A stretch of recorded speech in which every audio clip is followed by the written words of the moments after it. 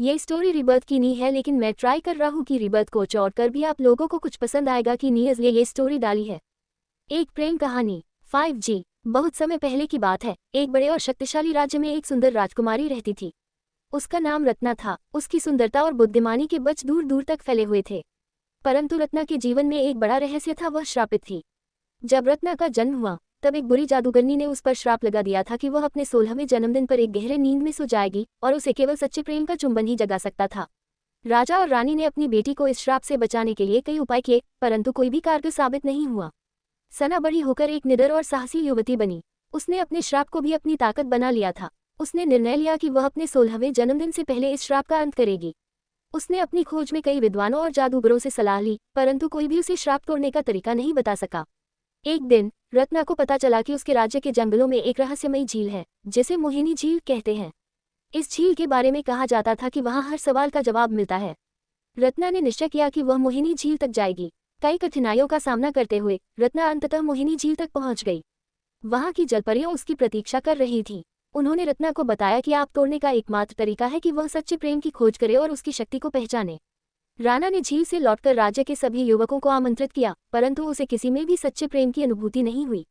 अंततः एक साधारण किसान का बेटा अर्जुन राजा के महल में आया। वह न केवल बहादुर और ईमानदार था, बल्कि उसने रत्ना के दिल को भी जीत लिया।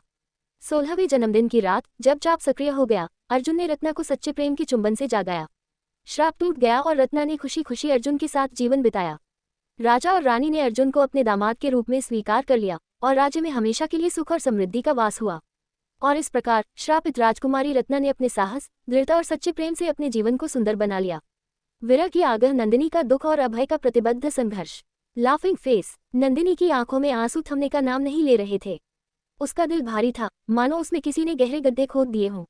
अभय के बिना ये घर सूना हो गया था और नंदिनी का जीवन निराशा की गहरी खाई में गिरता जा रहा था।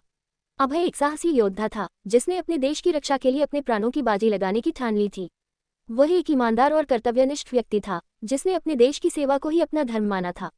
जब उसे सीमा पर भेजा गया तो नंदिनी ने उसे हंसते हुए विदा किया, पर दिल के भीतर एक अनजानी आशंका ने उसे जकड़ लिया था। अभय की पायदों से नंदिनी का हर दिन गुजरता। उसकी हंसी, उसकी बातें, उसके साथ बिताई थी छोटे छोटे पल अब सिर्फ यादें बनकर रह गई थी। नंदिनी का दिन रात अभय के ख्यालों में ही डूबा रहता, लेकिन वह जानती थी कि अभय का ये संघर्ष सिर्फ उनके लिए नहीं, बल्कि देश के लिए था। हर रोज नंदिनी भगवान से प्रार्थना करती, हे ईश्वर, अभय को सुरक्षित लौटाना। उसका हर पल अभय की वापसी की उम्मीद में बीतता, लेकिन समय बीतता गया और अभय की कोई खबर नहीं आई। नंदिनी का मन घबराने लगा, उसकी बेचैनी बढ़ती गई। वह खुद को ढाढ़स बंधाती, अभय ने मुझसे वादा किया था कि वह लौटेगा। इधर अभय सीमा पर अपने देश के लिए जान की बाजी लगा रहा था। कठिन परिस्थितियों में भी उसने अपने कर्तव्य को सर्वोपरि रखा। वह दिन रात देश की सुरक्षा में डटा रहा। हर गोली, हर धमाके के बीच नंदिनी की मुस्कान उसके दिल को हिम्मत देती रही। एक दिन नंदिनी के दरवाजे पर एक दस्तक हुई। उसने दरवाजा खोला तो सामने एक सैनिक खड़ा था, जिसकी आंखों में दर्द और चेहरे पर अफसोस झलक रहा था। नंदिनी का दिल धक से रह गया। सैनिक ने एक पत्र बढ़ाते हुए कहा, नंदिनी बहन, अभय अब हमारे बीच नहीं रहा। उसने देश की रक्षा करते हुए अपने प्राण न्यौछावर कर दिए। नंदिनी के पैरों तले जमीन खिसक गई। उसकी आंखों के सामने अंधेरा छा गया। वह वहीं गिर पड़ी, लेकिन अगले ही पल उसने खुद को संभाला। उसके मन में अभय की प्रतीक्षा गूंजने लगी, मैं लौटूंगा, चाहे इस जन्म में नहीं, अगले जन्म में सही। अभय की शहादत की खबर ने पूरे गांव को झकझोर दिया। नंदिनी के दुख का कोई अंत नहीं था, लेकिन उसके दिल में अभय के प्रति गर्व भी था। उसने अपने आंसुओं को पोंछा और अपने घर के दरवाजे पर एक दिया जलाया, जो अभय की अमरता का प्रतीक था। अब नंदिनी के जीवन का एक ही उद्देश्य था, अभय के अधूरे सपनों को पूरा करना। उसने गांव के बच्चों को पढ़ाने का बीड़ा उठाया, ताकि वे भी अभय की तरह अपने देश की सेवा कर सकें। नंदिनी के दिल में विरह की आग जलती रही, लेकिन वह आग अब दुख की नहीं, प्रेरणा की बन गई थी। नंदिनी का संघर्ष अब अभय के संघर्ष का प्रतिबिंब बन चुका था। वह जानती थी कि अभय भले ही शारीरिक रूप से उससे दूर हो, लेकिन उसकी आत्मा हमेशा उसके साथ है। इसी विश्वास के साथ नंदिनी ने अपना जीवन अभय की स्मृति को समर्पित कर दिया। विरह की आग में तपकर नंदिनी ने अपने जीवन को एक नई दिशा दी, वह दिशा जो अभय के संघर्ष को सजीव रखने वाली थी। और उसकी प्रेरणा से कई और अभय इस देश की सेवा में अपना जीवन समर्पित करने को तैयार हो गए। शपथ और संकल्प। नंदिनी का संघर्ष। Laughing face. नंदिनी एक छोटे से गांव की साधारण लड़की थी, लेकिन उसके सपने असाधारण थे। वह बचपन से ही अपने गांव के लोगों के लिए कुछ करना चाहती थी। नंदिनी के पिता राम प्रसाद गांव के प्रधान थे और उनके दिल में भी गांव के विकास की लालसा थी, लेकिन उनके प्रयास हमेशा गांव के कुछ प्रभावशाली लोगों के विरोध के कारण विफल हो जाते थे। नंदिनी ने अपने पिता की असफलताओं को देखा था, लेकिन उसने हार मानने की बजाय एक शपथ ली। उसने ठान लिया कि वह अपने गांव को विकास की राह पर ले जाएगी, चाहे इसके लिए उसे कितनी भी मुश्किलों का सामना करना पड़े। विद्यालय की पढ़ाई पूरी करने के बाद नंदिनी ने शहर में जाकर उच्च शिक्षा ग्रहण की। उसने प्रशासनिक सेवाओं की तैयारी शुरू कर दी। उसकी मेहनत रंग लाए और कुछ वर्षों के बाद वह एक सफल अधिकारी बन गई। अब वह न केवल अपने गांव बल्कि आसपास के कई गांवों के विकास के लिए जिम्मेदार थी। लेकिन ये सफर आसान नहीं था। गांव लौटने पर उसे वही पुरानी मुश्किलें देखने को मिली। कुछ प्रभावशाली लोग जो पहले उसके पिता के खिलाफ थे, अब उसके भी रास्ते में रोड़े अटकाने लगे। नंदिनी ने हार नहीं मानी। उसने गांव के लोगों को जागरूक करना शुरू किया। उसने बताया कि शिक्षा और एकजुटता ही वह रास्ता है जो गांव को अंधकार से उजाले की ओर ले जा सकता है। धीरे धीरे नंदिनी की मेहनत रंग लाई। गांव के लोग उसके साथ खड़े हो गए। उन्होंने भी ठान लिया कि वे नंदिनी का साथ देंगे और अपने गांव को विकास की राह पर आगे बढ़ाएंगे। नंदिनी ने सरकार से मदद लेकर गांव में नई योजनाएं शुरू की। उसने विद्यालयों, अस्पतालों और सड़कों का निर्माण करवाया। गांव के हर घर में बिजली और पानी की सुविधा पहुंची। महिलाओं के लिए स्वरोजगार योजनाएं लागू की गई, जिससे वे आत्मनिर्भर बन सके। गांव में खुशहाली लौट आई। नंदिनी की शपथ और संकल्प ने गांव को नई दिशा दी थी। उसके संघर्ष की कहानी हर उस इंसान के लिए प्रेरणा बन गई जो समाज के लिए कुछ करना चाहता है। नंदिनी का नाम अब सिर्फ उसके गांव में ही नहीं बल्कि पूरे क्षेत्र में सम्मान के साथ लिया जाता था। उसने दिखा दिया कि अगर नियत साफ हो और इरादे मजबूत हो तो कोई भी सपना साकार किया जा सकता है। अनुष्ठान की क्रिया, नंदिनी का संघर्ष। बहुत समय पहले पहाड़ों से घिरे एक छोटे से राज्य में एक साहसी और सुंदर राजकुमारी रहती थी। उसका नाम आर्या था। आर्या अपनी बुद्धिमत्ता और करुणा के लिए पूरे राज्य में जानी जाती थी। लेकिन उसकी जिंदगी में एक ऐसा रहस्य छिपा था जिसने उसके भाग्य को चुनौती दी थी। राजकुमारी के जन्म के समय एक दिव्य ऋषि ने भविष्यवाणी की थी, जब यह बालिका 21 वर्ष की होगी तब राज्य पर एक भयंकर संकट आएगा। केवल उसका त्याग और साहस ही राज्य को इस संकट से बचा सकता है। संकट की आहट। समय बीता और आर्या का 21वां जन्मदिन नजदीक आने लगा। राज्य के लोगों में भय का माहौल था। इसी बीच खबर आई कि एक शक्तिशाली दैत्य वरुणासुर राज्य को तबाह करने के लिए आ रहा है। उसने संदेश भेजा कि अगर उसे राज्य का सबसे मूल्यवान खजाना नहीं दिया गया तो वह सब कुछ नष्ट कर देगा। राजा और मंत्रियों ने वरुणासुर के खिलाफ युद्ध की योजना बनाई, लेकिन ऋषि ने चेतावनी दी, ये संकट युद्ध से समाप्त नहीं होगा। केवल एक सच्चा बलिदान ही इसे टाल सकता है। कठिन निर्णय। आर्या ने इस चुनौती को स्वीकार करने का निश्चय किया। उसने अपने पिता राजा विवान से कहा, पिताजी, यह मेरी जिम्मेदारी है। मैं इस संकट का सामना करूंगी। राजा ये सुनकर स्तब्ध रह गए। उन्होंने कहा, पुत्री, तुम राज्य की भविष्य हो। मैं तुम्हें इस खतरे में नहीं डाल सकता।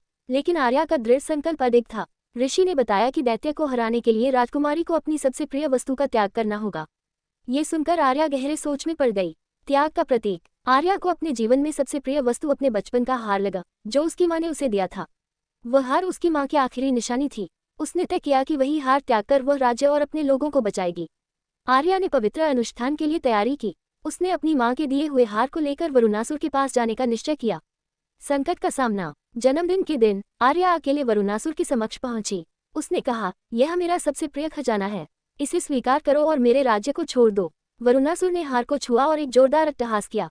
लेकिन जैसे ही वह हार को अपने हाथ में पकड़ता, उसमें से दिव्य प्रकाश फूट पड़ा। वह प्रकाश इतना तेज था कि वरुणासुर का घमंड और दुष्टता जलकर भस्म हो गई। वरुणासुर ने अपने नीज पर गिरकर कहा, तुम्हारा त्याग और साहस ने मुझे पराजित कर दिया है।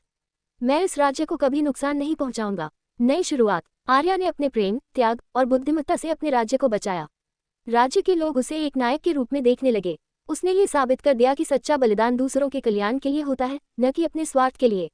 उस दिन से आर्या को पूरे राज्य में सम्मान और प्रेम के साथ पूजा जाने लगा।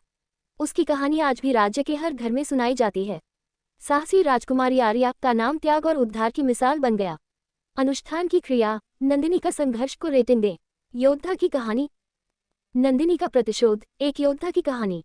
रानी साहू फॉलो। Rating, share. कहानी का अगला भाग पाने के लिए यहाँ क्लिक करें। नंदिनी की प्रतिज्ञा। ऋषि निर्वाण से मिले उत्तरों की खोज में। नंदिनी का प्रतिशोध। एक योद्धा की कहानी। सुदूर दक्षिण के महल में एक सुंदर और पराक्रमी राजकुमारी नंदिनी रहती थी। वह सिर्फ अपनी सुंदरता के लिए ही नहीं बल्कि अपनी बुद्धिमत्ता और साहस के लिए भी प्रसिद्ध थी। उसका राज्य विजयगढ़ समृद्ध और शांतिपूर्ण था, लेकिन ये शांति ज्यादा दिनों तक नहीं टिक सकी। एक दिन पड़ोसी राज्य के राजा विक्रमसेन ने विजयगढ़ पर आक्रमण कर दिया। युद्ध भयंकर था, लेकिन विजयगढ़ की सेना हार गई। राजा धर्मसेन मारे गए और महल पर विक्रमसेन का कब्जा हो गया। राजकुमारी नंदिनी को बंदी बना लिया गया, लेकिन उसने हार मानने से इनकार कर दिया। उसने प्रतिज्ञा ली कि वह अपने राज्य को पुनः स्वतंत्र कराएगी और अपने पिता की मौत का बदला लेगी। गुप्त योजना। नंदिनी ने अपनी बुद्धिमत्ता का उपयोग करते हुए विक्रमसेन के महल में विश्वास अर्जित किया। उसने उसकी रानी की सेवा में रहकर धीरे धीरे महल की सुरक्षा और कमजोरियों के बारे में जानकारी इकट्ठी की। उसने गुप्त रूप से अपने वफादार सैनिकों को संदेश भेजा और उन्हें संगठित किया। महीनों की योजना के बाद उसने एक विद्रोह की चिंगारी जलाई। बलिदान की घड़ी। योजना के अनुसार राजकुमारी नंदिनी ने महल के द्वार खोल दिए जिससे उसकी सेना अंदर प्रवेश कर सकी।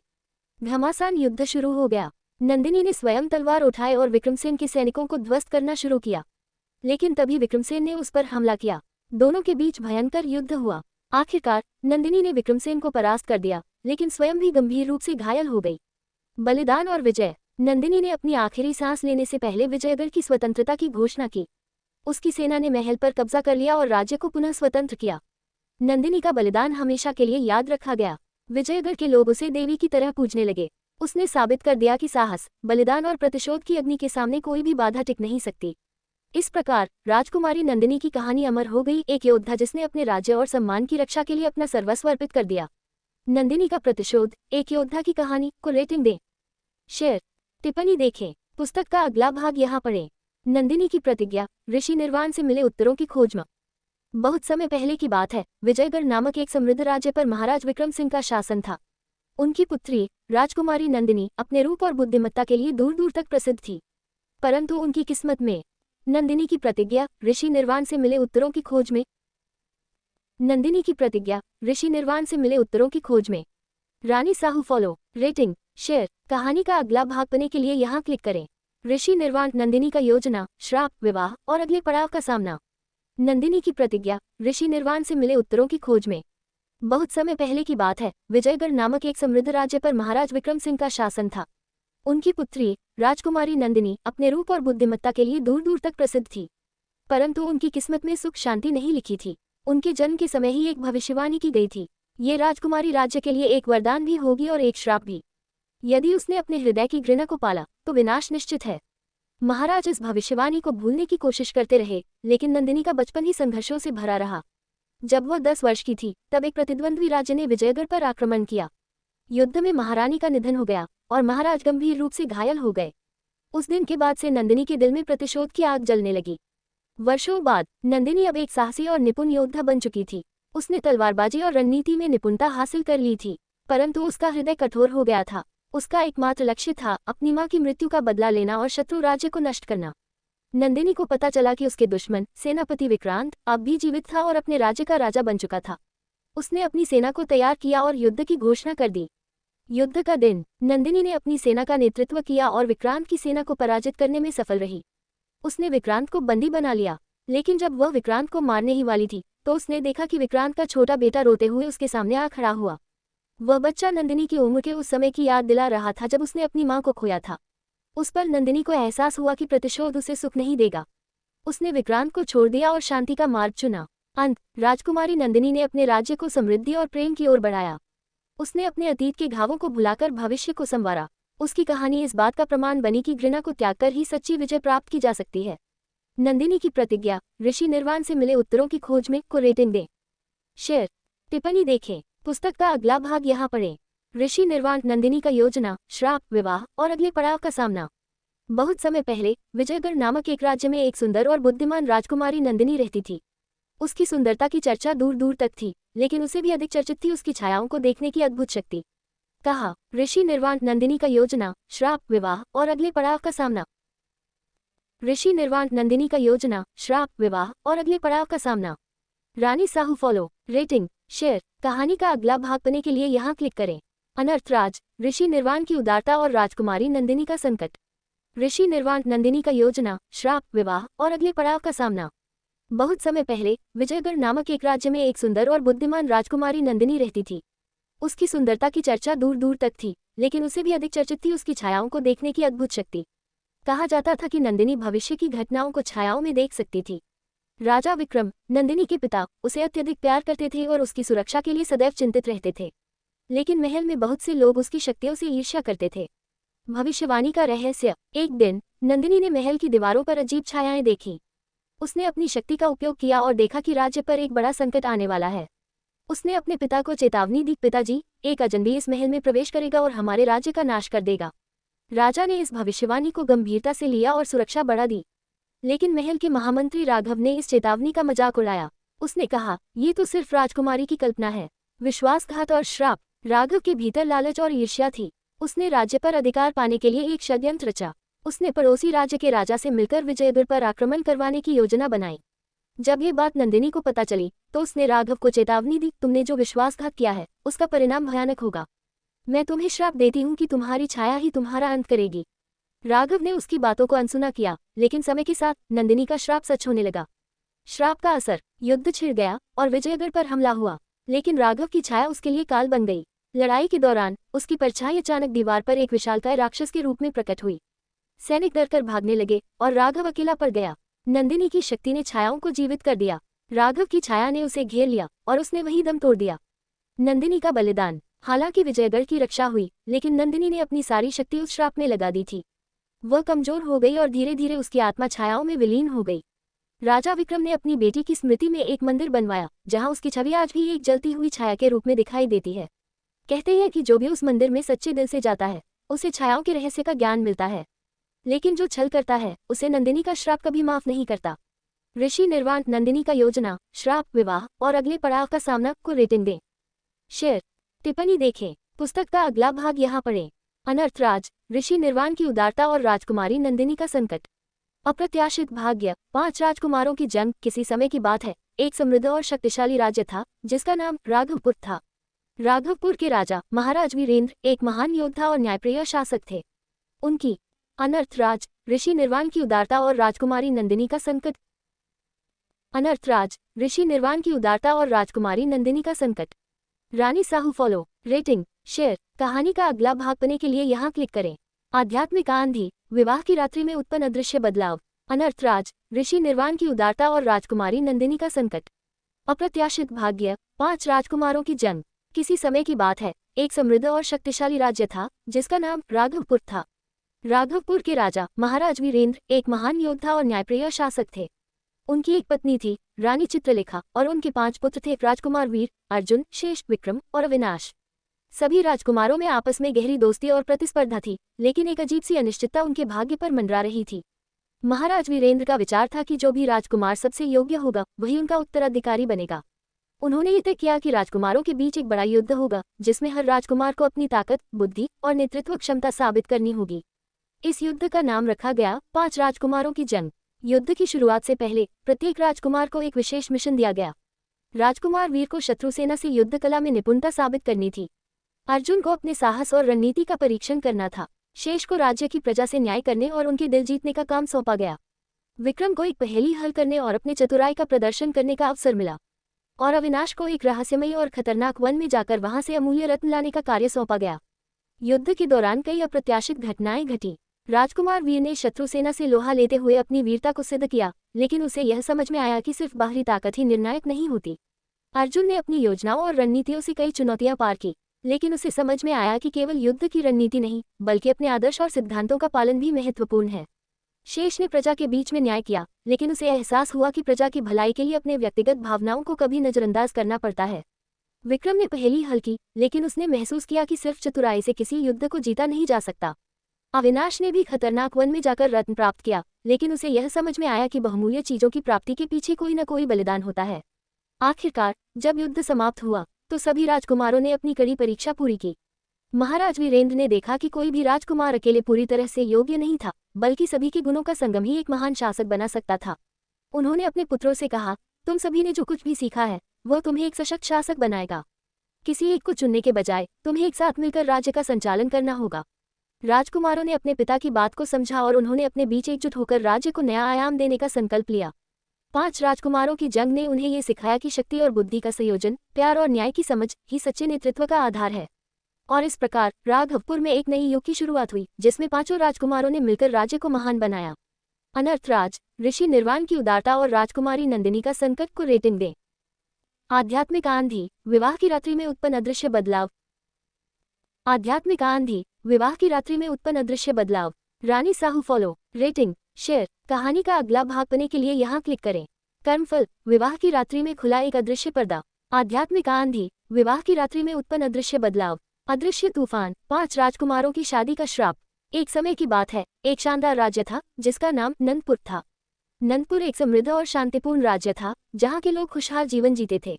राजा विश्वनाथ की 5 बेटियां थीं और उनके 5 बेटों के साथ उनकी शादी की योजना बनाई जा रही थी।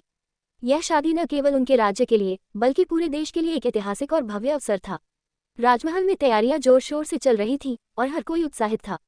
शादी की सभी रस्में और कार्यक्रम तय किए गए थे और राज्य भर में खुशी की लहर दौड़ रही थी। लेकिन राजमहल के सबसे अंधेरे कोने में एक पुराना रहस्य छिपा हुआ था, जिसका आज तक किसी को भी कोई पता नहीं था। राजमहल के एक पुराने पुस्तकालय में एक पुरानी किताब रखी थी, जिसमें लिखा था 5 राजकुमारों की शादी पर एक अदृश्य तूफान आएगा जो एक भयंकर श्राप के रूप में उनका पीछा करेगा। लेकिन इस किताब को कोई नहीं पढ़ता था और यह पुरानी पीढ़ी से नई पीढ़ी को भुला दी गई थी। शादी का दिन आया और सब कुछ बिना किसी रुकावट के चल रहा था। राजकुमार और राजकुमारियां एक दूसरे से मिल रहे थे और महल में सजावट का दृश्य बहुत ही आकर्षक था। जैसे ही 5 राजकुमारों की शादी की रस्में शुरू हुई, एक अजीब सी ठंडी हवा महल में घुसी और सभी दीवारों में एक अजीब सी आवाज गूंजने लगी। राजमहल में अंधेरा छा गया और अचानक एक जोरदार तूफान आ गया। हर कोई डर के मारे बिखरने लगा और महल की दीवारें दरकने लगी। यह अदृश्य तूफान न केवल महल के भीतर था, बल्कि राज्य के बाहर भी इसकी गूंज सुनाई दी। लोग घबराए हुए थे और किसी को समझ में नहीं आ रहा था कि यह क्या हो रहा है। राजा विश्वनाथ ने अपने 5 बेटों को महल के भीतर सुरक्षित रखने की कोशिश की, लेकिन उन्हें एहसास हुआ कि यह कोई साधारण तूफान नहीं था, बल्कि एक पुराना श्राप था जो उनके परिवार को प्रभावित कर रहा था। राजकुमारी शिवानी, जो राजा की सबसे छोटी बेटी थी, ने पुराने पुस्तकालय से उस किताब को खोजना शुरू किया जिसमें ये सारी जानकारी दी गई थी। वह जानती थी कि अगर वह इस श्राप को समाप्त करना चाहती थी तो उसे इस रहस्य का हल खोजना होगा। काफी समय बाद उसे एक विशेष मंत्र मिला जो इस अदृश्य तूफान को समाप्त कर सकता था, लेकिन इसके लिए उसे अपने परिवार के 5 राजकुमारों के आशीर्वाद की आवश्यकता थी। शिवानी ने सभी को एक साथ बुलाया और वह मंत्र पढ़ना शुरू किया। जैसे ही मंत्र उच्चारित हुआ, उस अदृश्य तूफान ने धीरे धीरे अपनी पकड़ छोड़ दी और महल में शांति छा गई।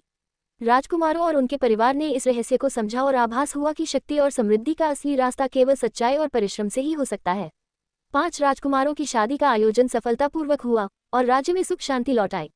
लेकिन ये घटना उन्हें हमेशा याद दिलाती रही कि कभी कभी जो हमें दिखाई नहीं देता वही सबसे खतरनाक हो सकता है।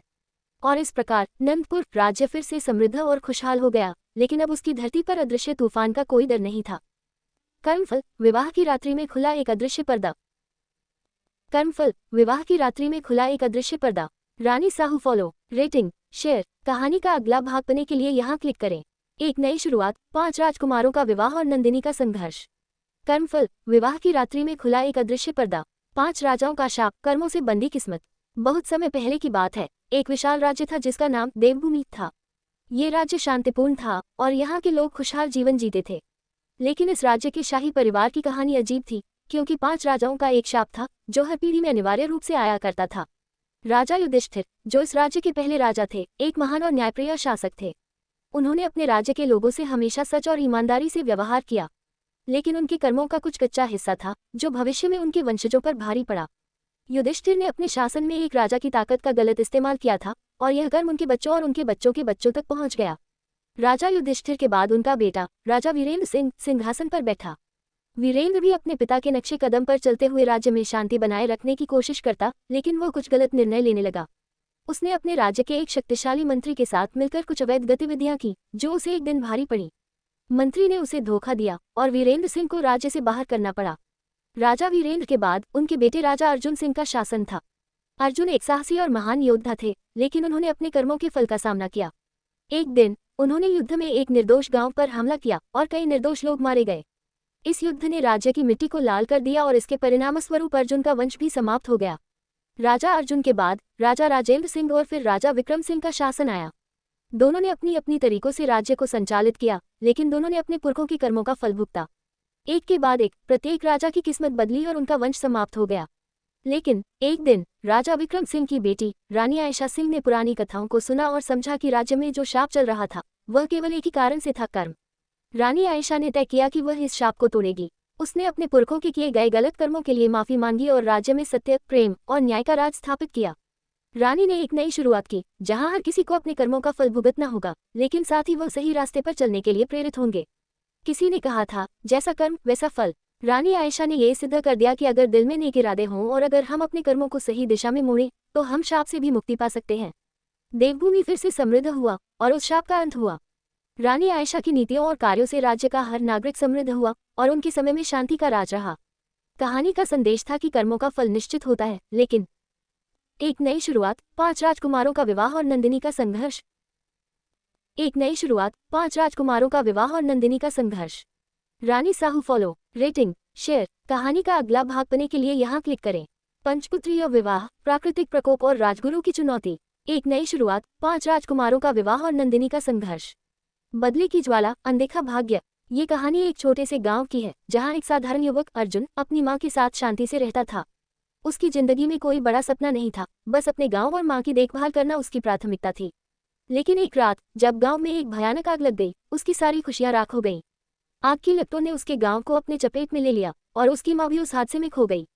अर्जुन का दिल बदले की ज्वाला से जलने लगा।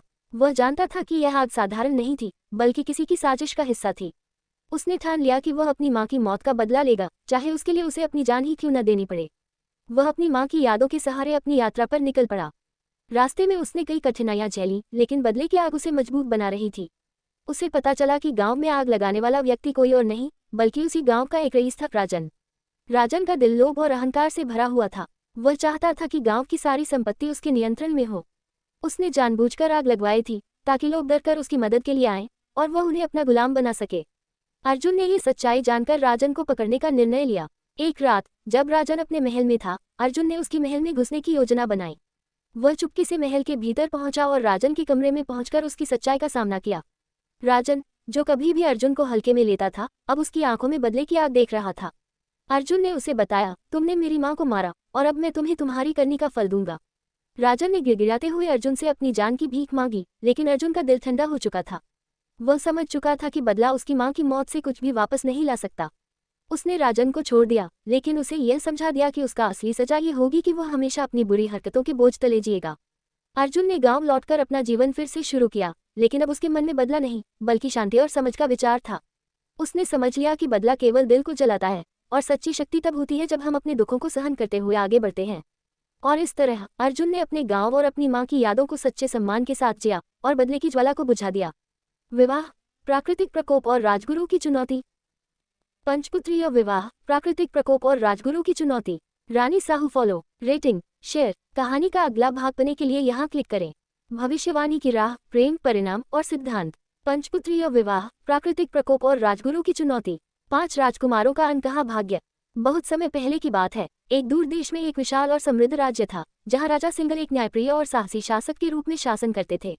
राजा के 5 बेटे थे। प्रथम राजकुमार वीर, दूसरे राजकुमार अर्जुन, तीसरे राजकुमार राज, चौथे राजकुमार मोहन और 5वें राजकुमार शेखर। इन 5 भाइयों का जन्म एक ही दिन हुआ था और राजा की आंखों में ये सब समान रूप से प्रिय थे। राजा सिंगल का एक सपना था कि वह अपने बच्चों को एक अद्भुत भविष्य दे, लेकिन किसका भविष्य किस दिशा में जाएगा, ये तय करना उनके लिए कठिन था। एक दिन राजा ने 5 राजकुमारों को बुलाया और कहा, तुम 5 को राज्य का भविष्य बनाना होगा, लेकिन तुम्हें अपनी परीक्षा देनी होगी। मैं हर एक को एक एक उपहार दूंगा, लेकिन उसकी सच्ची ताकत का पता तब चलेगा जब तुम उसे समझोगे। राजा ने पहले वीर को एक तलवार दी, अर्जुन को एक धनुष, राज को एक किताब, मोहन को एक घोड़ा और शेखर को एक आशीर्वाद। राजकुमारों को यह उपहार मिलते ही राजा ने उनसे कहा, इन उपहारों का सही उपयोग तुम ही तय करोगे। समय बीता और राजकुमारों ने अपनी यात्रा शुरू की। वीर ने तलवार को लेकर कई युद्ध लड़े, अर्जुन ने धनुष से शिकार किया, राज ने किताबें पढ़कर राज्य की समस्याओं को हल किया, मोहन ने घोड़े पर यात्रा की और नए क्षेत्रों का पता लगाया, जबकि शेखर ने आशीर्वाद को अपने दिल में संजोकर लोगों की मदद करना शुरू किया। कुछ वर्षों बाद एक बड़ा संकट राज्य पर आया। एक भयावह तूफान ने राज्य को घेर लिया और सारे लोग दहशत में थे। वीर की तलवार, अर्जुन का धनुष और मोहन का घोड़ा कुछ नहीं कर सके। राज की किताबें भी बेकार साबित हुईं, लेकिन शेखर ने जिस आशीर्वाद को दिल में रखा था वही काम आया। उसने लोगों को साहस दिया, संकट के समय में उन्हें एकजुट किया और सब मिलकर तूफान का सामना किया। राजा सिंगल ने ये देखकर कहा, तुम सभी ने अपनी शक्ति का सही उपयोग किया, लेकिन शेखर ने वही किया जो सही था, दूसरों का साथ देना और किसी भी परिस्थिति में उम्मीद नहीं छोड़ना। यही असली बल है। ये कहानी 5 राजकुमारों के अनकहे भाग्य की थी, जिसमें सबसे बड़ा उपहार अंततः शेखर को मिला, क्योंकि उसने अपनी आशीर्वाद को दूसरों की सेवा में लगाया। इस तरह 5 राजकुमारों का भाग्य न केवल उनके व्यक्तिगत प्रयासों पर निर्भर था, बल्कि उन्होंने जो समझदारी और मानवता दिखाई, वही उन्हें उनके असली उद्देश्य की ओर ले गई। की राह, प्रेम, परिणाम और सिद्धांत। भविष्यवाणी की राह, प्रेम, परिणाम और सिद्धांत। रानी साहू फॉलो, रेटिंग, शेयर। कहानी का अगला भाग पाने के लिए यहाँ क्लिक करें। नंदिनी का संघर्ष, पंचदेश की ओर यात्रा। भविष्यवाणी की राह, प्रेम, परिणाम और सिद्धांत। 5 राजकुमारों का अकल्पनीय भविष्य। बहुत समय पहले की बात है, एक विशाल और समृद्ध राज्य था जिसका नाम था विधानपुर। इस राज्य में 5 राजकुमार रहते थे जो प्रत्येक अपने गुणों में अद्वितीय थे। उनके नाम थे विक्रम, अर्जुन, सागर, देव और वीर। राज्य के लोग इन्हें बहुत प्यार करते थे और इनकी साहसिकता, बुद्धिमत्ता और नायकत्व के किस्से दूर दूर तक प्रसिद्ध थे। राज्य के राजा सुदर्शन बहुत वृद्ध हो चुके थे और समय का दबाव महसूस कर रहे थे। उन्होंने अपने 5 पुत्रों को राज्य का उत्तराधिकारी बनाने के लिए एक अनोखा निर्णय लिया। राजा ने घोषणा की कि वह एक परीक्षा आयोजित करेंगे जिसमें जो भी राजकुमार सबसे अधिक समझदारी और साहस दिखाएगा वही राज्य का नया राजा बनेगा। 5 राजकुमारों ने इस चुनौती को स्वीकार किया। वे अपनी यात्रा पर निकल पड़े और रास्ते में उन्हें कई प्रकार के रहस्यमय और भयानक दृश्य और घटनाएं देखने को मिली। विक्रम, जो सबसे बड़ा था, ने युद्ध कौशल का प्रदर्शन किया। उसने हर मुश्किल को अपनी तलवार के बल पर हल किया, लेकिन वह कभी नहीं सोचता था कि युद्ध से ज्यादा जरूरी क्या था। अर्जुन, जो बहुत समझदार था, ने बुद्धिमत्ता का परिचय दिया। उसने एक जटिल समस्या को हल किया जिससे उसकी रणनीति और विचारशीलता साबित हुई, लेकिन उसने कभी नहीं समझा कि दिल से निर्णय लेना भी जरूरी था। सागर, जो एक शांत और सोच समझकर निर्णय लेने वाला था, ने कई बार जोखिम लिया, लेकिन उसने कभी भी किसी का दिल नहीं दुखाया। वह लोगों से मेलजोल बनाने में माहिर था, लेकिन वह खुद पर भरोसा करने में संघर्ष करता था। देव, जो सबसे दयालु था, ने यात्रा में अपने सहकर्मियों की मदद की। वह हमेशा दूसरों के भले के बारे में सोचता था, लेकिन कभी कभी अपनी पहचान खो देता था। वीर, जो सबसे साहसी था, ने कठिनाइयों का डटकर सामना किया। उसकी शौर्य गाथाएं जंगलों और पहाड़ों तक सुनाई देती थी, लेकिन उसे यह समझने में समय लगता था कि हर परिस्थिति में वीरता ही सब कुछ नहीं होती। समाप्ति के दिन सभी राजकुमार वापस राज्य में लौटे। राजा सुदर्शन ने सबकी परीक्षा ली और पाया कि कोई एक गुण तो सभी में था, लेकिन सबकी अपनी सीमाएं भी थीं। फिर राजा ने कहा, तुम में से हर एक का एक अद्वितीय गुण है, लेकिन तुम्हें एक साथ मिलकर कार्य करना होगा, तभी तुम राज्य की समस्याओं का सही समाधान पा सकोगे। तुम सबका भविष्य अकल्पनीय है, क्योंकि तुम एक दूसरे की शक्तियों से सीखकर समग्र शक्ति बन सकते हो। राजा ने 5 राजकुमारों को एक साथ राजकाज सौंपा और विधानपुर राज्य ने एक नई दिशा पकड़ ली। वह राज्य अब केवल युद्ध या बुद्धिमत्ता पर नहीं, बल्कि सामूहिक निर्णय और सहयोग पर आधारित था। और इस तरह 5 राजकुमारों का अकल्पनीय भविष्य एक नई दिशा में बदल गया, जहां हर किसी के योगदान की अहमियत थी। नंदिनी का संघर्ष, पंचदेश की ओर यात्रा। नंदिनी का संघर्ष, पंचदेश की ओर यात्रा। रानी साहू फॉलो, रेटिंग, शेयर। कहानी का अगला भाग पाने के लिए यहाँ क्लिक करें। नंदिनी का उत्थान, योद्धा बनाम राजा का संघर्ष। नंदिनी का संघर्ष, पंचदेश की ओर यात्रा। नंदिनी की प्रतिज्ञा, अभेंद्र के खिलाफ संघर्ष। नंदिनी एक छोटे से गांव की होशियार और निर्भीक लड़की थी। उसके पिता एक किसान थे और माँ एक घरेलू महिला। नंदिनी का सपना था कि वह पढ़ लिख कर अपने गांव और समाज की सेवा करे, लेकिन गांव में एक संकट था। अभेंद्र नामक एक धनी और ताकतवर जमींदार, जो गांव के लोगों का शोषण करता था। अभेंद्र ने गांव के कई गरीब किसानों से उनकी जमीनें छीन ली थीं और उन्हें मेहनत मजदूरी के लिए मजबूर किया था। वह अत्यधिक क्रूर और अन्यायपूर्ण था। नंदिनी के पिता भी उसकी जातियों से प्रभावित थे और एक दिन अभेंद्र ने नंदिनी के पिता से उनकी जमीन छीन ली। नंदिनी ने यह सब देखा और उसकी आंखों में कड़ा संकल्प जाग गया। नंदिनी ने तय किया कि वह अभेंद्र के खिलाफ खड़ी होगी और उसे उसके किए की सजा दिलवाएगी। वह अपनी शिक्षा पूरी करने के बाद गांव में एक संगठन बनाने का निश्चय करती है, जिसका उद्देश्य गांव वासियों को जागरूक करना और अभेंद्र के खिलाफ एकजुट करना था। नंदिनी ने धीरे धीरे गांव के अन्य लोगों को अपनी ओर खींचा। उसने उनकी मदद से अभेंद्र के खिलाफ कई आंदोलन किए। उसने अपने संगठन के सदस्यों को यह समझाया कि केवल संगठित होकर ही वे अपने अधिकारों की रक्षा कर सकते हैं। अभेंद्र ने नंदिनी के आंदोलन को दबाने की कोशिश की, लेकिन वह उसकी ताकत से कहीं ज्यादा मजबूत हो चुकी थी। गांव के लोग नंदिनी के नेतृत्व में संघर्ष करने लगे। नंदिनी ने अपनी योजनाओं को सटीक और बुद्धिमत्ता से लागू किया, जिससे अभेंद्र के कई अत्याचारों का पर्दाफाश हुआ। अंततः नंदिनी और उसके साथियों ने अभेंद्र को अदालत में घेर लिया। वह बुरी तरह हार गया और उसे अपनी जमीनें और संपत्ति गरीबों को लौटानी पड़ी। नंदिनी की संघर्ष यात्रा ने गांव को एक नई दिशा दी। अब गांव में लोग न केवल अपनी आवाज उठाने के लिए तैयार थे, बल्कि उन्होंने ये भी सीखा कि किसी भी अत्याचार के खिलाफ लड़ना जरूरी है। नंदिनी ने साबित कर दिया कि एक अकेला इंसान भी बड़े से बड़े शोषण और अन्याय के खिलाफ लड़ सकता है, अगर उसके पास सही दिशा, हिम्मत और समर्थन हो। उसकी प्रतिज्ञा पूरी हुई और गांव में एक नई आशा का सूरज उगा। उत्थान, योद्धा बनाम राजा का संघर्ष। नंदिनी का उत्थान, योद्धा बनाम राजा का संघर्ष। रानी साहू फॉलो, रेटिंग, शेयर। कहानी का अगला भाग पाने के लिए यहाँ क्लिक करें। विजय संग विवाह, राजकुमारी नंदिनी ने शौर्य को अपनाया। नंदिनी का उत्थान, योद्धा बनाम राजा का संघर्ष। प्राचीन भारत की धरती पर, जहां हर कोने में वीरता और बलिदान की कहानियां बसी हुई थीं, वहीं एक छोटे से राज्य का नाम था सुरेश्वर। इस राज्य का राजा सम्राट जयवर्धन था, जो अपनी वीरता और न्यायप्रियता के लिए प्रसिद्ध था। उसके राज्य में सुख समृद्धि का वास था, लेकिन एक ऐसा संकट था जो हर क्षण उसके राज्य को निगलने के लिए तैयार था। वह संकट था पड़ोसी राज्य का शासक विक्रम सिंह, जो जयवर्धन के राज्य पर कब्जा करने के लिए लालायित था। सुरेश्वर के एक छोटे से गांव में एक साधारण किसान की बेटी नंदिनी रहती थी। नंदिनी का बचपन से ही तलवार चलाने का शौक था। उसके पिता उसे अक्सर गांव के अखाड़े में ले जाते थे, जहां वह घंटों तक तलवारबाजी का अभ्यास करती थी। धीरे धीरे नंदिनी ने एक ऐसी कला में महारत हासिल कर ली जो केवल महान योद्धाओं में ही देखी जाती थी। उसकी तलवार की धार जितनी तेज थी, उसकी बुद्धि उतनी ही कुशाग्र। एक दिन नंदिनी के गांव पर विक्रम सिंह की सेना ने आक्रमण कर दिया। गांव को लूट लिया गया और कई लोग मारे गए। नंदिनी के पिता भी इस हमले में शहीद हो गए। इस घटना ने नंदिनी के मन में प्रतिशोध की आग जला दी। उसने ठान लिया कि वह विक्रम सिंह से अपने पिता और गांव का बदला लेकर रहेगी। नंदिनी अपने गांव से निकलकर राजधानी पहुंची और राजा जयवर्धन से मिलने का प्रयास किया। कई कठिनाइयों के बाद वह राजा के दरबार में पहुंचने में सफल हुई। जब उसने राजा के सामने अपनी प्रतिज्ञा रखी तो राजा जयवर्धन उसकी वीरता और साहस से प्रभावित हुए।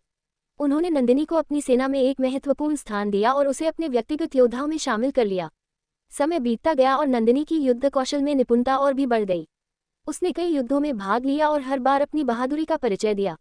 राजा जयवर्धन ने नंदिनी को अपना सेनापति बना दिया, जो अब विक्रम सिंह के खिलाफ सबसे बड़ा युद्ध लड़ने के लिए तैयार थी। फिर वह दिन आया जब सुरेश्वर की सेना और विक्रम सिंह की सेना का आमना सामना हुआ। यह युद्ध न केवल दो राज्यों के बीच था, बल्कि यह नंदिनी के लिए व्यक्तिगत प्रतिशोध का युद्ध था। नंदिनी ने अपनी सेना का नेतृत्व किया और विक्रम सिंह की सेना को धूल चटा दी। उसने विक्रम सिंह का सामना किया और एक भयानक युद्ध के बाद उसे पराजित कर दिया। विक्रम सिंह की हार के बाद नंदिनी ने अपने पिता के बलिदान का बदला लिया। उसकी वीरता के किस्से पूरे राज्य में फैल गए। राजा जयवर्धन ने नंदिनी को सुरेश्वर की रक्षक के रूप में घोषित किया और उसे महायोद्धा की उपाधि से सम्मानित किया। इस प्रकार नंदिनी का उत्थान केवल एक साधारण किसान की बेटी से एक महायोद्धा तक का नहीं था, बल्कि यह न्याय और साहस की वह कहानी थी जिसने पूरे राज्य को एक नए युग में प्रवेश करने के लिए प्रेरित किया। नंदिनी का नाम इतिहास के पन्नों में सुनहरे अक्षरों में दर्ज हो गया, जो सदियों तक आने वाली पीढ़ियों को प्रेरित कर। विवाह। राजकुमारी नंदिनी ने शौर्य को अपनाया। विजय संग विवाह। राजकुमारी नंदिनी ने शौर्य को अपनाया।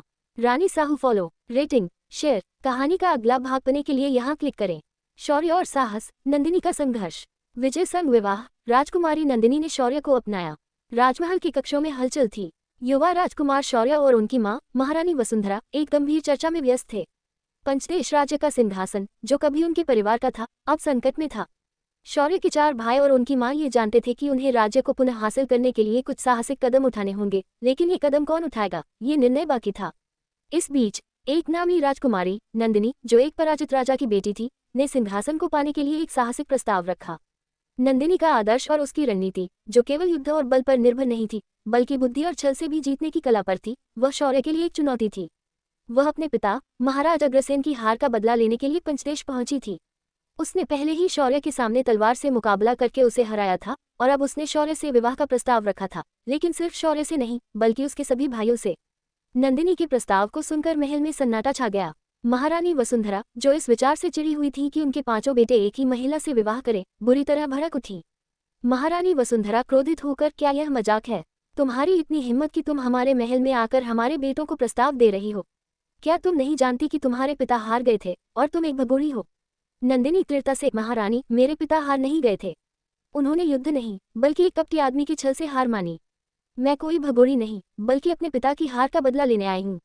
और मैं आपके पुत्रों को कोई छल नहीं, बल्कि सच्चा प्रस्ताव दे रही हूँ। नंदिनी का प्रस्ताव सुनकर शौर्य के चारों भाई आदित्य, इंद्रजीत, सिद्धांत और प्रज्वल चौंक गए। वे समझ नहीं पा रहे थे कि क्या इस प्रस्ताव को स्वीकार किया जाए, क्योंकि नंदिनी ने उन्हें अपनी तरफ से एक नई दिशा दिखाई थी। शौर्य ने इस पर विचार किया और अंत में उसने अपनी मां और भाइयों के सामने एक साहसिक निर्णय लिया। शौर्य साहसिकता से, माताश्री, आदित्य, इंद्रजीत, सिद्धांत, प्रज्वल, मैं किस्मत के फैसले को मान चुका हूँ। अगर हमारी किस्मत यही है कि हम सभी एक ही स्त्री से विवाह करें, तो मैं इस कदम को उठाने के लिए तैयार हूँ। राजकुमारी नंदिनी के पास वह गुण है जो एक पत्नी में होने चाहिए। वह बहादुर है, एक योद्धा है और उनके पास इस राज्य और परिवार को संभालने की शक्ति है। महारानी वसुंधरा को यह स्वीकार करना कठिन था, लेकिन शौर्य का साहस और नंदिनी के गुणों को देखकर वह कुछ नहीं कह पाई। लेकिन अब भी सवाल ये था कि क्या शौर्य के भाई भी इस विवाह प्रस्ताव को स्वीकार करेंगे? आखिरकार आदित्य, इंद्रजीत, सिद्धांत और प्रज्वल ने शौर्य के फैसले को माना और नंदिनी से विवाह के लिए अपनी सहमति दी। नंदिनी मुस्कुराते हुए, अब हम सभी मिलकर पंचदेश राज्य को न केवल शौर्य के नेतृत्व में, बल्कि हम सभी के सहयोग से एक नई दिशा देंगे। इस तरह नंदिनी का प्रस्ताव न केवल एक व्यक्तिगत विवाह प्रस्ताव था, बल्कि यह एक नए युग की शुरुआत थी, जहां साहस, बुद्धि और सामूहिक प्रयास से राज्य को पुनः शक्ति दी जाएगी। शौर्य और नंदिनी का मिलन और उनके भाइयों का सहयोग पंचदेश राज्य के इतिहास में एक नया अध्याय जोड़ने वाला था। शौर्य और साहस, नंदिनी का संघर्ष। महारानी वसुंधरा के इस सवाल का जवाब शौर्य के चारों भाइयों ने दिया। उसने महारानी वसुंधरा से उनके पैरों के नीचे से जमीन और उनके सर से उनका अभिमान छीन लिया। अपने बड़े भाई को अपना सब कुछ मानने वाले उनके छोटे भाइयों ने कहा कि शौर्य भैया का कोई फैसला गलत नहीं हो सकता। हमारी शादियों की हर कोशिश को कुदरत ने ठोकर मारी है, इसलिए अब ऋषि अगम के ज्ञान और उनकी भविष्यवाणी को भी हम नहीं झूठला सकते। महारानी वसुंधरा समझ गई थी कि अब उनके गुस्से को नीचे चिल्लाने से कोई फर्क नहीं पड़ने वाला था। ये मोहिनी, तेजस्वी वीरांगना लड़की शौर्य का दिल जीत चुकी थी। शौर्य भले ही ये कहे कि वो नंदिनी को उसकी योग्यता और ऋषि अगम की भविष्यवाणी की वजह से चुन रहा है, मगर महारानी वसुंधरा उससे इस बात से सहमत थी कि उनकी माँ थी जो ये देख सकती थी कि जहाँ उनके छोटे बेटे नंदिनी को सिर्फ शौर्य के फैसले की वजह से स्वीकार करने के लिए राजी हुए थे, वहीं उनका बड़ा बेटा शौर्य नंदिनी से दिमाग और दिल दोनों तरफ से प्रभावित हो चुका था। महारानी ने अपने बेटों का फैसला सुनने के बाद फिर कोई तर्क नहीं दिया। उन्होंने दासियों से नंदिनी को उनके महल में ठहराने को कहा और ये घोषणा की कि वो अपना फैसला कुलदेवी के मंदिर में सुनाएंगी। नंदिनी दासियों के साथ चल दी, मगर उसने एक बार पलटकर शौर्य को देखा, जरूर किसी और को नहीं, सिर्फ शौर्य को। वह खुद नहीं जानती थी क्यों। शौर्य चुपचाप अपने भाइयों के साथ दरबार से चला गया और सबके जाने के बाद महारानी वसुंधरा ने ऋषि अगम को बात करने के लिए रोक लिया। ऋषि अगम मुस्कुराए। ऋषि अगम, मेरी गर्दन आपके सामने है महारानी। आप अपनी प्रतिज्ञा अनुसार इसे काटकर पंचदेश के दुर्ग पर टांग सकती हैं, मगर मैंने सिर्फ अपना कर्तव्य निभाया है। महारानी वसुंधरा, ऋषि अगम, आपकी गर्दन काट देने से मेरे शौर्य और उसकी हर बात मानने वाले मेरी बाकी पुत्रों का फैसला नहीं बदलेगा, ये मैं समझ चुकी हूँ। आपको क्या लगता है मैं एक घमंडी और जिद्दी औरत हूँ जो अपने बेटों का घर बसते हुए नहीं देखना चाहती? ऐसा नहीं है। मैं सिर्फ डरती हूँ इस बात से कि इस लड़की का मेरे बच्चों से पिछले जन्म का ऐसा क्या नाता है कि उनका विवाह किसी और से नहीं हो सका। डरती हूँ इस बात से कि उस जन्म की कहानी, जो हम जानते भी नहीं कि क्या है, कहीं वो इस जन्म को सबके लिए नष्ट न कर दे। नंदिनी को देखा आपने, कोई मामूली लड़की नहीं है वो। अग्निकुंड है अग्निकुंड, सब जलाकर राख कर देगी। तो बताइए मैं अपने बेटों का उसके साथ विवाह कैसे कर दूँ? ऋषि अगम, महारानी वसुंधरा, कहानी तो अपने समय पर ही खुलेगी और ये भी सच है कि आपके 5 पुत्रों के विवाह का योग नंदिनी के साथ है, मगर आपकी शंका और चिंता को हल्का करने के लिए मैं आपसे सिर्फ इतना कह सकता हूँ कि अगर नंदिनी का विवाह आपके पुत्रों के साथ न हुआ तो इस राज्य का कोई उत्तराधिकारी नहीं होगा, किसी भी और स्त्री की कोख से आपके पुत्रों की संतान नहीं होगी, आपका वंश यही खत्म हो जाएगा। इसलिए कुछ भी करने से पहले मेरी बात पर विचार कीजिएगा। कथावाचक ऋषि अगम अपनी बात कहकर महल से चले गए और महारानी वसुंधरा आश्चर्यचकित और हैरान होकर अपने आप को बेहोश होने से संभालते संभालते वापस सिंहासन पर बैठी और न जाने कब तक वहीं बैठी रही। उनके दिमाग में क्या चल रहा था ये सोच पाना मुश्किल था। और उनसे मीलों की दूरी पर बैठा अभेंद्र, जिसे ये खबर मिल चुकी थी कि पंचदेश के युवराज शौर्य ने नंदिनी से शादी करने के लिए हाँ कह दी है, वही कहाँ चुप बैठने वाला था। उसे नंदिनी वापस अपने कारावास में चाहिए थी, किसी भी कीमत पर, और वह अपने पिता वनराज की बात अच्छी तरह से समझ चुका था कि यह काम अब बजोर जबरदस्ती से यावर करने से नहीं हो सकता था। नंदिनी सुरक्षित थी, उसे वापस लाने के लिए उसे कोई और रीति अपनाने की जरूरत थी। और जितना शातिर और नीच अभेंद्र था, उसके लिए ये बड़ी बात नहीं थी। उसने अपने मंत्री को बुलाया और उससे कहा कि वह एक घोड़े और एक गुप्तचर को तैयार करें। अभेंद्र को आज रात ही पंचदेश के लिए निकलना था। मंत्री हैरान था कि महाराज अभेंद्र का वहां अकेले जाना खतरे से खाली नहीं है, मगर अभेंद्र से कुछ कहने की हिम्मत नहीं कर सकता था, इसलिए उसने इस सूचना जाकर अभेंद्र के पिता की राजवनराज को दी। और राजवनराज भागे भागे अभेंद्र के कमरे में आए। राजा वनराज, अभेंद्र, ये हम क्या सुन रहे हैं? तुम इतनी रात को अकेले एक गुप्तचर के साथ पंचदेश जा रहे हो? ये पागलपन है पुत्र। क्या कर रहे हो और क्यों? नंदिनी पंचदेश की सुरक्षा में है, उसे वापस लाना इतना आसान नहीं है। अभेंद्र, आप आराम से जाकर सो जाए पिताजी, और अपने पुत्र की नीचता और कपटता पर भरोसा रखिए। न तो पंचदेश का कोई राजकुमार या सैनिक मुझ पर वार करेगा और न ही कोई मुझे नंदिनी को वापस लाने से रोकेगा। अब मुझे निकलना होगा। शुभरात्रि। राजा वनराज। अभेंद्र, मेरी बात तो सुनो। रुक जाओ अभेंद्र, ये पुत्र नहीं प्रलय है। मुझे कुछ करना होगा। मुझे वही जाना होगा जहाँ से मैं इसे 25 वर्ष पहले लेकर आया था। हाँ, मुझे वही जाना होगा। कथावाचक राजा वनराज अभेंद्र से जुड़ा कोई गहरा राज लिए रात के अंधेरे में महल से निकले गए और अभेंद्र अपने गुप्तचर के साथ पूरे वेग से पंचदेश की ओर बढ़ने लगा। उसके दिमाग में जो भी योजना थी, जो भी कपट था, वो नंदिनी के जीवन में एक बार फिर तूफान लाने वाला था। और इन बातों से बेखबर नंदिनी महारानी वसुंधरा के महल में अपने कमरे में अपने वस्त्र बदलकर अपने घने बाल संवार रही थी। मगर वो अपने आसपास के माहौल से बेसुध, आंखों में आंसू भरे, बार बार अपने पिता और माँ के बारे में ही सोच रही थी कि वो कितने दर्द में, कितनी तकलीफ में होंगे, अभेंद्र की कितनी यातनाएं से रहे होंगे। और जो बात सबसे ज्यादा उसके मन को कचोट रही थी, वो ये थी कि उसकी शादी का सपना जो उसकी महारानी, वह यही सोचती कि उसकी शादी का सपना जो उसकी महारानी दमयंती ने इतने प्यार से संजोया था, वह नंदिनी 5 पुरुषों से विवाह करके पूरा कर रही थी। नंदिनी ने आंखों से आंसू पोंछे और उसने सोचा कि शायद यही सही है कि उसका अजीब विवाह देखने के लिए उससे पिता और उसकी माँ यहाँ नहीं है। नंदिनी रोते हुए, मुझे क्षमा कर दे पिताजी, माताश्री। जो मैंने किया उसके लिए भी, और जो मैं करने जा रही हूँ उसके लिए भी। मगर मेरा विश्वास कीजिएगा कि मैं जो भी कर रही हूँ आपको बचाने और आपको आपका अधिकार वापस दिलवाने के लिए कर रही हूँ। तभी नंदिनी को अपने कमरे की खिड़की के खुलने की आवाज़ सुनाई दी। उसने पलटकर देखा तो उसकी आंखें फटी की फटी रह गईं। उसका उग्र रोमान उड़ गया और उसकी आंखों में अंगारे उतर आए। नंदिनी के सामने वही राक्षस खड़ा था जिसका सर काटने की प्रतिज्ञा उसने की थी। अभेंद्र उसके सामने, उसके कमरे में, अपने चेहरे पर एक दरिंदगी से भरी मुस्कान लिए खड़ा था। नंदिनी, अभेंद्र, अभेंद्र, हाँ तुम्हारा अभेंद्र, तुम्हारे कमरे में, तुम्हारे होने वाले ससुराल में। हमेशा की तरह मेरे सीने से लगकर बाहों में नहीं भरोगी अपने अभय को, राजकुमारी नंदिनी। मनमोहिनी रात, नंदिनी की चुनौती और शौर्य का सामर्थ्य। कथावाचक अभेंद्र के इरादे नहीं थे और इस वक्त नंदिनी की कोई भी हरकत, उसका चेहरा चिढ़ाना पूरे महल को जगाकर उसकी योजना पर पानी फेर सकता था। वह अपमानित और बदनाम हो सकती थी। अभेंद्र किसी इस चुनौती के लिए नंदिनी को तैयार नहीं था। अभेंद्र धीरे धीरे उसकी ओर बढ़ रहा था, उसके तन को गिरी हुई नजरों से देख रहा था, उसे छूने की कोशिश कर रहा था, और नंदिनी समझ नहीं पा रही थी कि वो करेगा तो क्या करे। आखिर अभेंद्र के इरादे क्या हैं? क्या नंदिनी अपने आप को बचा पाएगी? क्या उसके और अभेंद्र के रिश्ते का सच उसके होने वाले पति या उसकी सास के सामने आएगा? नंदिनी अभेंद्र के इस वार से कैसे बचेगी? अभेंद्र ने नंदिनी को छूने के लिए हाथ बढ़ाया ही था कि अचानक उसके हाथ को एक पुरुष की मजबूत बाजू ने रास्ते में ही रोककर दूर झटक दिया।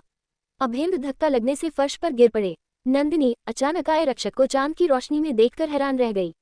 नंदिनी और अभेंद्र के बीच युवराज शौर्य खड़ा था। उसने नंदिनी का हाथ पकड़कर उसे पूरे सम्मान के साथ अपने बगल में खड़ा किया और अभेंद्र को शरीर भेद देने वाली नजरों से देखा। शौर्य, आज तक सिर्फ सुनते आए थे आपके बारे में, राजा अभेंद्र, कि आप कितने बड़े कपटी और धूर्त इंसान हैं। आज देख भी लिया। जिसे अपने कारावास में नहीं रोक सके, उसके सम्मान पर दाग लगाने चोरों की तरह मुंह छुपाकर हमारे महल में घुस आए। चाहूं तो इसी वक्त आपको गिरफ्तार कर सकता हूं, आपका सर कटवा सकता हूं। अभेंद्र हंसते हुए, हाँ जरूर कर सकता हूँ युवराज शौर्य, मगर आपकी माश्री से, अपने भाइयों से, अपनी प्राग से क्या कहेंगे कि इतनी रात गया नौजवान पुरुष आपकी होने वाली पत्नी के कमरे में क्या कर रहा है? बताओ बताओ, सबको बताए। कथावाचक नंदिनी अब तक अभेंद्र के इरादे अच्छी तरह समझ चुकी थी। वो यहाँ नंदिनी के साथ जोर जबरदस्ती करने या कोई कुकर्म करने नहीं आया था। उसने उसके चरित्र पर दाग लगाने का उद्देश्य था ताकि शौर्य और पूरे परिवार को ये लगे कि नंदिनी के अभेंद्र के साथ संबंध है और वह पंचदश किसी षड्यंत्र के तहत आई है। नंदिनी का दिल जोर जोर से धड़क रहा था। अगर शौर्य ने अभेंद्र की बात को दिमाग में रखकर नंदिनी पर शक करके उससे विवाह करने से इनकार कर दिया तो उसकी इतनी मेहनत, उसका प्रतिशोध, उसका क्या होगा?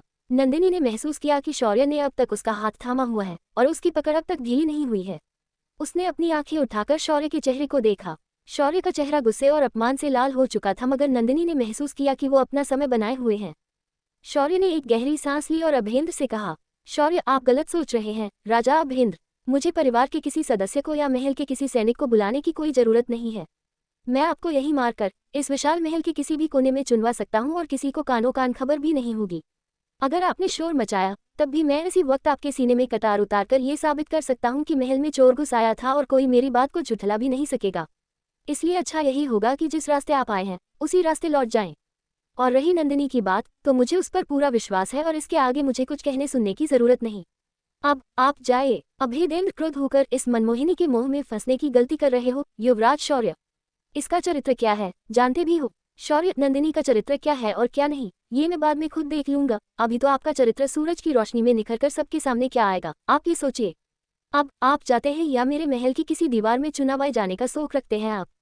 कथावाचक अभेंद्र चाहता तो वही अपने और नंदिनी के बन चुके शारीरिक संबंध की बात कह सकता था, मगर न जाने उसके दिमाग में क्या कपट आया कि उसने कुछ कहा नहीं। बस नंदिनी और शौर्य को घृणा भरी आंखों से देखा और खिड़की के रास्ते महल से बाहर निकल गया। नंदिनी की आंखों से आंसू छलक पड़े। शौर्य, जो उसे सिर्फ चंद घंटों से जानता था, उसने आज उसके सम्मान की रक्षा की थी। उसकी ढाल बनकर उसके लिए खड़ा हुआ था और एक वह दुष्ट अभेंद्र था जिसने 1 वर्ष के प्रेम को, उनके संबंध को इतना बड़ा विश्वासघात दिया था। शौर्य ने देखा कि नंदिनी रो रही है, उसका शरीर कांप रहा है। शौर्य ने नंदिनी के आंसू पोंछे, उसके कंधों पर हाथ रखकर उसे सामान्य किया और फिर बिस्तर से एक गर्म शाल लेकर उसके कंधों पर उड़ाई। ... नंदिनी शौर्य के स्पर्श से सिहर सी गई। वह उसके इतना करीब था कि वह उसकी सांसों की नरमी को अपने चेहरे पर महसूस कर सकती थी। उसे शौर्य का इतना करीब होना अजीब नहीं, अच्छा लग रहा था। शौर्य में बात थी, कुछ तो बात थी जो नंदिनी को उससे न चाहते हुए भी उसकी तरफ खींच रही थी। नंदिनी को अचानक एहसास हुआ कि वो शौर्य के कितने नजदीक खड़ी है, और उसने 2 कदम पीछे ले लिए। शौर्य धीरे से मुस्कुराया और उसने कहा, शौर्य, आज रात इस कमरे में क्या हुआ, कौन आया, इसका जिक्र कभी नहीं किया जाएगा। नंदिनी, आराम से सो जाओ, कल सुबह कुलदेवी के मंदिर जाना है। नंदिनी हैरान होते हुए, शौर्य, आप मुझसे कुछ भी नहीं पूछना चाहते। मेरे होने वाले पति होने के नाते आपने मेरे चरित्र पर अपनी चादर रखी, मगर पुरुष होने के नाते आपके अहम का, आपके अभिमान का कोई सवाल नहीं। शौर्य सो जाओ नंदिनी। शुभरात्रि। कथावाचक। और ये कहकर शौर्य नंदिनी के कमरे से चला गया। नंदिनी को एक अजीब भूल भुलैया में डाल दिया था शौर्य ने। जहां एक तरफ वह उसे ठीक से बिना जाने उससे विवाह करने जा रहा था, उसके सम्मान की रक्षा कर रहा था, वहीं दूसरी ओर नंदिनी को ये एहसास हो रहा था कि शौर्य का उस पर असर हो रहा था, और इस बात को लेकर नंदिनी को अपने आप पर क्रोध आ रहा था। शौर्य और उसके भाई नंदिनी के पति बनेंगे, नंदिनी का उनके साथ एक पत्नी का संबंध होगा। इस बात के लिए नंदिनी ने खुद को तैयार कर लिया था। नंदिनी का विवाह, एक परिवार की बड़ी निर्णायक रात, मगर इनमें से किसी के भी साथ अपना दिल जोड़ने का इरादा नहीं था उसका। ये सब वह धर्म के लिए कर रही थी, कर्तव्य के लिए कर रही थी। प्रेम की कोई जगह नहीं थी उसके जीवन में। प्रेम से घृणा थी नंदिनी को, मगर शौर्य जो अब उसका पति भी होने वाला है, वह उसकी इस दबी हुई आग को हवा दे रहा था। नंदिनी समझ चुकी थी कि वह शौर्य की नज़र का, उस किताब का सामना नहीं कर सकती और न ही शौर्य की तरफ अपने आप को आकर्षित होने से रोक सकती है। मगर उसका फैसला पक्का था। भावनाएं कुछ भी हो, शौर्य सिर्फ उसका पति रहेगा। वह उससे कभी प्रेम नहीं करेगी, कभी नहीं। अभेंद्र अपमानित और आग बबूला होकर घोड़े पर सवार होकर वापस प्रतापगढ़ की ओर निकल पड़ा, मगर अपने गुप्तचर को वहीं पंचदश में छोड़ गया ताकि उसे महल की सारी खबरें मिलती रहें। अभेंद्र इस बात से बिल्कुल बेखबर था कि जहां वह नंदिनी और शौर्य के तिलिस्म में फंसा हुआ था, वहीं उससे पिता राजा वनराज मीलों दूर एक गुफा में एक तांत्रिक निशाचर से मिलने गए हुए थे। वही निशाचर जिसके तंत्र से राजा वनराज को अभेंद्र की प्राप्ति हुई थी। जैसे ही राजा वनराज की छाया तांत्रिक निशाचर की गुफा में पड़ी, वैसे ही उसने अपनी आंखें खोली और हंस पड़ा। तांत्रिक निशाचर, आइए राजा वनराज आइए, बरसों बाद आना हुआ। लगता है हमारा दिया हुआ फल पक्का चुका है और रंग दिखाने लगाना है। राजा वनराज परेशान होते हुए, अभेंद्र कौन है? निशाचर, तुमने 25 साल पहले किसे पुत्र बनाकर मेरी पत्नी के गर्भ में डाल दिया था। तांत्रिक निशाचर, अब परेशान क्यों हो रहा है मूर्ख? मैंने तुझसे और तेरी रानी से 25 साल पहले कहा था कि तेरी किस्मत में संतान का सुख नहीं है, मगर तू नहीं माना, तो मैंने तेरी और तेरी पत्नी की इच्छा पूरी कर दी। अपनी काली शक्ति का प्रयोग करके दे दिया तुझे पुत्र। और वो कौन है और कौन नहीं, ये तो तुझे तभी समझ जाना चाहिए था जब अभेंद्र का जन्म होता ही तेरी पत्नी की इतनी दर्दनाक मृत्यु हो गई। राजा वनराज, तांत्रिक निशाचर, वह जो भी है, जैसा भी है, मेरा पुत्र है और मैं उसका भला चाहता हूँ। मैं तुम्हारे पास इसलिए आया हूँ क्योंकि जो तुमने उसके जन्म के समय कहा था, वह मुझे सच्चा होते हुए दिख रहा है। उसका पिछले जन्म का कर्म एक लड़की, जिसका उसके जन्मों का बैर है, वह लड़की वापस आ गई है और मुझे डर है कि उसे कहीं याद न आ जाए कि वह कौन है। मैं उसे खोना नहीं चाहता। तांत्रिक निशाचर, मोह में अंधे पिता, मेरी बात ध्यान से सुन। 25 साल पहले जो तूने मुझसे मांगा, वह नियति और प्रकृति के विरुद्ध था, मगर मैंने तुझे दिया क्योंकि तेरा मुझ पर एक एहसान था। मैंने तुझसे कहा था कि ये पुत्र इंसान के शरीर में जरूरी है, मगर इंसान नहीं है। और इसकी जन्मों की कहानी, जिसमें सिर्फ वह लड़की नहीं, उस लड़की से जुड़े लोग भी हैं, वह कहानी अपना अंत और अपना न्याय ढूंढने जरूर लौटेगी। इसलिए मेरे पास आकर न रो। मैं तुझे पुत्र दे सकता था, दिया, मगर मैं उसकी किस्मत और विधि का विधान नहीं बदल सकता। अब जा, भुगत एक शैतानी पुत्र के मुंह का दुख। कथावाचक, ये कहकर तांत्रिक निशाचर ने राजा वनराज को अपनी गुफा से बाहर निकाल दिया और राजा वनराज बड़े ही दुखी मन से प्रतापगढ़ के महल की ओर लौट चले। अभेंद्र एक आम मनुष्य नहीं था, उसका जन्म प्राकृतिक नहीं था, वह तांत्रिक निशाचर के तंत्र की एक उपज था। मगर ये बात अभेंद्र नहीं जानता था, और अगर राजा वनराज का बस चले तो उनके जीते जी अभेंद्र को अपने जन्म का सच्चा पता भी नहीं चला। पर समय करवट ले रहा था। अभेंद्र के पिछले पाप, उसके दुष्कर्म लौट रहे थे, और इसका मतलब ये था कि आज नहीं तो कल अभेंद्र अपनी असली पहचान जान जाएगी। मगर वह पहचान थी क्या, ये तो राजा वनराज भी नहीं जानते थे। और इन सब बातों से अनजान अभेंद्र के पिछले जन्म से जुड़े लोग नंदिनी और पंचदेश के राजकुमार अपनी ही उलझनों में उलझे हुए थे। नंदिनी अभेंद्र की धमकी और शौर्य की तरफ अपने आकर्षण के कारण करवटें बदल रही थी, और दूसरी तरफ शौर्य के चारों भाई उससे इस आने वाली शादी को लेकर अपने मन की बात कह रहे थे। शौर्य, तुम सब इतनी रात को क्या बातें करने के लिए बुलाया था? क्या तुम चारों को नंदिनी से विवाह करने के लिए आपत्ति है? क्या सबको वो पसंद नहीं? खुलकर कहो। मैं किसी भी तरह का निर्णय तुम पर थोपना नहीं चाहता। इंद्रजीत, नहीं भैया, ऐसा मत कहिए। हमें हमारी पत्नी के रूप में नंदिनी के चुनाव पर कोई आपत्ति नहीं है। वह सुंदर है, गुणी है, इतने बड़े राज्य की राजकुमारी है, योद्धा है, और सबसे बड़ी बात, वो आपकी पसंद है। नंदिनी से विवाह करना हमारा सौभाग्य है। शौर्य, तो फिर तुम सबके चेहरों पर ये चिंता क्यों? आदित्य भैया, चिंता नहीं है, एक असमंजस की स्थिति है। आप भी जानते हैं और हम भी कि कल कुलदेवी के मंदिर जाकर माताश्री नंदिनी से हम पांचों के विवाह के लिए हाँ कह ही देंगी और कुछ ही दिनों में हमारा विवाह हो भी जाएगा। मगर शौर्य, मगर क्या? आदित्य, प्रज्वल, आदित्य आपसे ये बात नहीं कह पाएगा भैया, इसलिए मैं ही कहता हूँ। हमारी चिंता यह है कि अगर नंदिनी हम पांचों की पत्नी बनेगी तो हमारा वैवाहिक जीवन कैसा होगा और कैसे होगा? वह कब किसके साथ रहेगी, कब तक रहेगी, इसका फैसला कैसे होगा? हम भाइयों के बीच उसकी वजह से फूट नहीं पड़नी चाहिए और उसके साथ हमारा वैवाहिक जीवन भी सुखी होना चाहिए। बस हमारी इतनी ही चिंता है। कथावाचक युवराज शौर्य ने अपने भाइयों की बातें ध्यान से सुनी और उसके चेहरे का हाव भाव उतारते चढ़ते रहे, कभी गुस्सा, कभी चिंता, कभी चिंतन। आदित्य, इंद्रजीत, प्रज्वल और सिद्धांत अपने बड़े भाई के मन और मस्तिष्क की स्थिति समझ नहीं पा रहे थे। क्या उनका सवाल, उनकी शंका, उनकी चिंता गलत थी? आखिर नंदिनी उनकी भी तो पत्नी होने वाली थी, उस पर उनका भी तो अधिकार था, इसलिए ये जरूरी था कि उन्हें भली भांति पता हो कि नंदिनी पर उनका कितना और क्या अधिकार था। कुछ समय बाद युवराज शौर्य ने अपने भाइयों की तरफ एक मौन दृष्टि से देखा और फिर एक दृढ़ भाव के साथ ऐसी बात कह दी कि उनके चारों भाई आश्चर्यचकित रह गए। शौर्य, मैंने तुम सबकी बात, या सही मायने में कहूँ तो तुम सबकी शंका सुन ली है और समझ भी ली है। और अगर इस बात का निर्णय मुझे ही लेना है, अगर मुझे ही बताना है कि नंदिनी के साथ तुम सबका वैवाहिक जीवन कैसा होगा, तो मैं तय कर चुका हूँ, मैं नंदिनी का बंटवारा नहीं करूंगा। To be continue. ये स्टोरी का पार्ट 1 है। ये मैं रिबर्थ से अलग तरह की डाली है, लेकिन आती लगे तो जरूर बताना। थैंक यू सो मच ये सब्सक्राइबर।